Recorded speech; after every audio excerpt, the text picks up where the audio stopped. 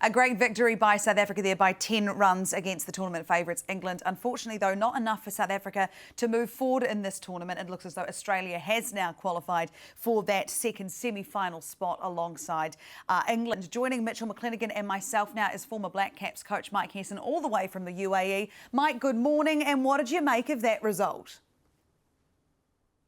Yeah, good morning, Laura. Good morning, Mitchie. Look, I think it's probably a fair reflection. I mean, South Africa, I think we were good enough heading into today, but to try and win by 60 runs against a high-quality England side was always going to be tough once they had to bat first. So I think it was a bad toss to win if they were trying to get over the line in terms of it's far easier chasing a score in maybe 13, 14, 15 overs than trying to, win by 60 against a power-packed England batting side. So England will have some worries, though, with losing Jason Roy. I think that'll have a flow-on effect for the rest of the tournament. They've lost him. They've lost Tamal Mills also. So I think their side's not looking quite as formidable and as well-balanced as it did at the start of the tournament. I mean, your heart's just broke for Jason Roy, given what happened in 2019 for him. Mitch, obviously being injured, although came back for the World Cup final, and it was 50-over cricket. But you don't like to see a player go down. As a fellow player, that would have made... I mean, I think it tugs on everyone's heartstrings watching someone go down like that. Yeah, I mean, you saw the emotion. He was absolutely distraught on the field, couldn't fight back the tears, and as soon as he got to dugout, hands and head in his hands. I think the main part about it is this time he's had a really big impact on this tournament with Josh Buttler at the top. They've been key to getting them off to a great start. As Hess alludes to, like that's going to leave a massive hole. Do you move Livingston up, or does Johnny Bairstow just go to the top? Looking at how Livingston batted at the lower end of that order today, they'll probably move Johnny Bairstow up and maybe slide Billings or Vince into maybe that 3 or 4 role. But in my opinion, I think that Tamal Mills loss is even bigger. I think we saw Mark Wood today, his variations, because he bowls from a lower angle than most, just weren't as effective on that wicket. And Tamal Mills has brought pace, great variation, and that left arm option as well. So I think in the scheme of things, I think he's probably a bigger loss. What did you make of the Australia-West Indies matchup, Hess? I mean, it was a monumental game for lots of reasons. Australia really needed to win and win well. We saw David Warner bat through the innings, which we haven't seen in a long time. We also say goodbye to some big stars of the game, DJ Bravo and Chris Gayle. It's been a lot this morning. It's been a lot. Look, it was, and we saw a glimpse of Chris Gayle of old, really, at the start of the match today, and I think everyone thought that it would have been nice if that continued for a little bit longer. So he had a couple of balls out of the park and then hit one down long on his throat. Unfortunately, actually chopped one on. So he was looking like we might have seen one of those little vintage innings, but unfortunately that was cut short. He got a wicket at the back end of the innings, which looked like he'd won the World Cup. He was so stoked to do it, and obviously went over and gave Mitchell Marsh a big hug. But it was probably a reflection of West Indies tournament, really. No one really got underway. They pretty much scored a run of ball throughout until Kyron Pollard got 40 off 30 balls, but they never scored enough runs throughout the whole tournament. Today was just a continuation of that. David Warner again showed that not only chasing that score, but trying to win it within a shorter period of time to improve that net run rate. He looked like he was in good touch, and on Abu Dhabi, everyone else sort of struggled to hit the ball cleanly, but he was back to his best. And Australia made the bold move that they probably should have done right at the very start of the tournament, which is putting Mitchell Marsh at 3. They sort of went away from that early on and used Steve Smith as that stopgap measure, but they certainly looked far more destructive, far more aggressive with Mitchell Marsh at 3. And Mitchell, you're a bowler. I'd like to see a little more cuddling from the bowlers once they get the batsmen out. I don't know if I could ever imagine you doing that, but is that something that maybe we could start here and now? I think that, Chris Gayle's, he's left the game leaving cuddles. I think that's from the quite opposition? Nice. Yeah, so you get out, say, you get out Owen Morgan and you just run and give him a little cuddle, because no one likes to go out. It's no better way to rub it in that you've just got someone out than giving them a little cuddle. I think that's perfect. I don't think we'll go as far as the Auckland cricket boys have gone with all the bum slaps. So I don't think we'll go that far that they've done recently. But hey, look, it's good in the spirit. Gayle and Bravo were just enjoying their last game. It looked like it was an exhibition game as soon as they knew that they hadn't got enough runs. So they were out there enjoying it. Chris Gayle throwing his gloves to the fans and everyone just loving it. So, on that front, it was good to see them off in that way. But, we've spoken about maybe DJ Bravo should have retired one game earlier. So you didn't have to share the limelight with Gayle and what has been a great career for him as well. Yeah, you're absolutely right. We talked about that a lot. And Chris Gayle, watching him move around today, at points you thought maybe he is ready for a wee lie down and a cup of tea. Maybe he is. Those conditions, though, today, Abu Dhabi, where they were playing, that's where the Blackcaps take Afghanistan on in their final pool match, yes, and it is a do or die get up for them. I'm a little bit nervous. I know the Blackcaps can do it, but I am nervous. How are you feeling about that matchup? Look, I'll be a lot more nervous if Mujeeb is playing, and I think we'll find out. They'll leave it as late as possible. Toss. I think if he's playing, he's got the opportunity to take 2 or 3 wickets, in the power play against the Blackcaps, which is a worry. And especially in a day game in Abu Dhabi, the ball will hold. It won't come on with a huge amount of pace. He certainly puts revs on the ball, can get it going both ways. So for me, he's the threat. I think if Mujeeb's not playing, then I'll sleep easy. But I think, tomorrow, even 2 or 3 months ago when the draw came out, that was always the match that I was just a little bit worried about. New Zealanders will think that it'll be an upset, but Afghanistan in the UAE with 3 high-quality spinners who are used to playing in those conditions, even a couple of seamers with Naveen as well. So they are a very, very good, very good side, and quite rightfully are competing with New Zealand and India for that second spot. It's a very big day for cricket fans to watch this matchup. How do you think the Blackcaps will have prepared, given it's been such fast turnaround? It's 3 games, 5 days. You don't get a training in between. How do you think things will be going in the camp?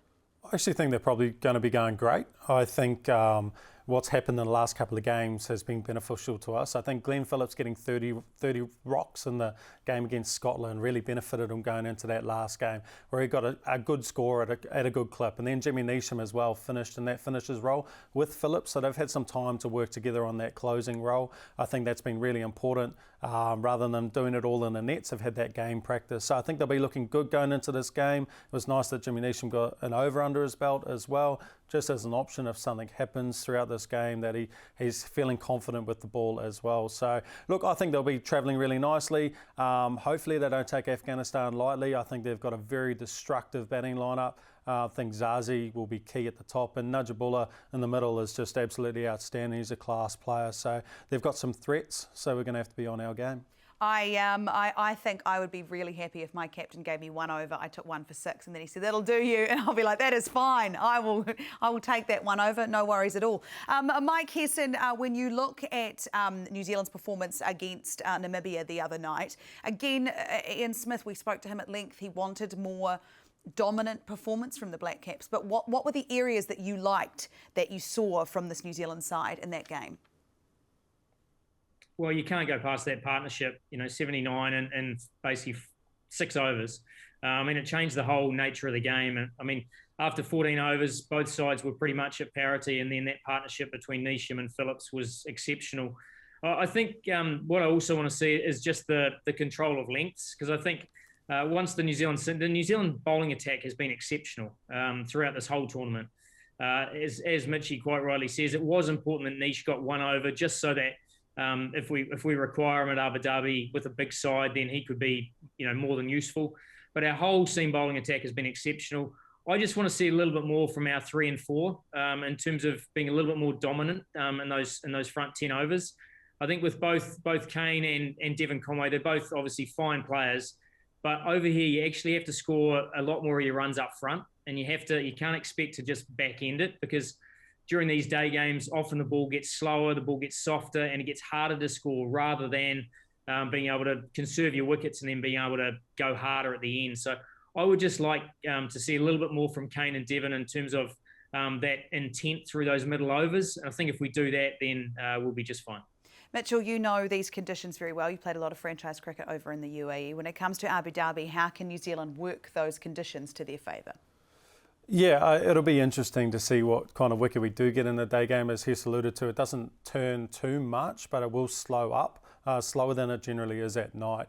How are we going to get those conditions to our favour? I guess we're just going to really bank on our spinners being able to tie them up in the middle. They've got very much a West Indian style of batting. They go block bash. So they will hit you for sixes and they'll play some big shots. So you've really got to go away from their strengths and try and go outside their arc or right inside their arc. So just being smart tactically about the lines that we bowl. And as Hes spoke to about the lengths, nothing up for a step hit for their hitters, because as soon as they get on the front foot, they're going downtown and they hit it big. We talked a lot about Jason Roy being injured. You don't like to see that. Ish Sodhi, another thing we don't like to see. He got hit yesterday in the matchup against Namibia, which was terrifying. But Ish and Mitchell have been simply outstanding. Hes, you mentioned you thought the bowling group for New Zealand has been sensational, but I think led by those two gentlemen. Look, I think the fact Mitchell Satner has bowled a number of overs in the power play where he's kept it incredibly tight. He's come on. He's basically been able to control the run rate, which has allowed Ish to come on and play that more aggressive role. So they actually complement each other really well in terms of how they operate. I've been really pleased how Mitch has bowled to left-handers. I think we know he's very, very good to right-handers in terms of spinning the ball away, but he's been able to, with the left-handers, he's been able to take the ball outside the swing, then hit the heel, and basically just go for one. So, I mean, he's been going for less than a run a ball throughout this tournament. And that, as said, that allows Ish to be able to go on and basically be far more aggressive.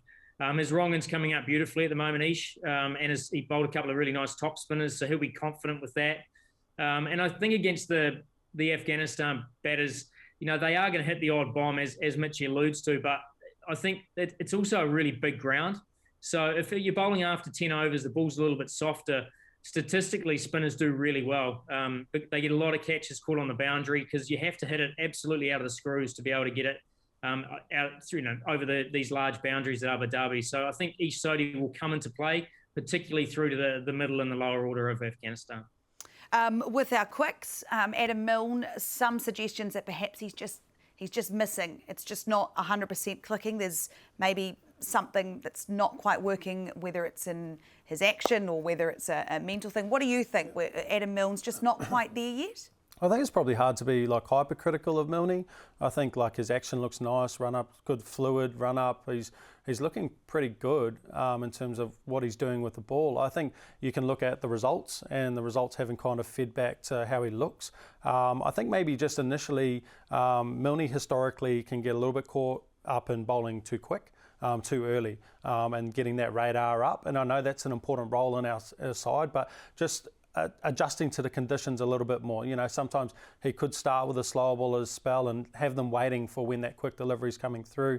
It just looks like he's missing that line early in his overs, trying to get it through a little bit too quick, and then he's trying to play catch up throughout the rest of the over. So do you think that this game, despite that it being crucial, a must-win for New Zealand, so many results, I think all of India is cheering for Afghanistan as well. Do you think the Blackcaps can do it though, Mike? It will be a hard-fought matchup, no doubt. But do you think the Blackcaps can get that edge? Oh, without doubt. It's just because it's a game that you're a little bit wary of. I'm still very confident the Blackcaps are playing excellent cricket. They look well organised. It's just understanding that Afghanistan are a genuine threat. It's not, you can't take anything for granted.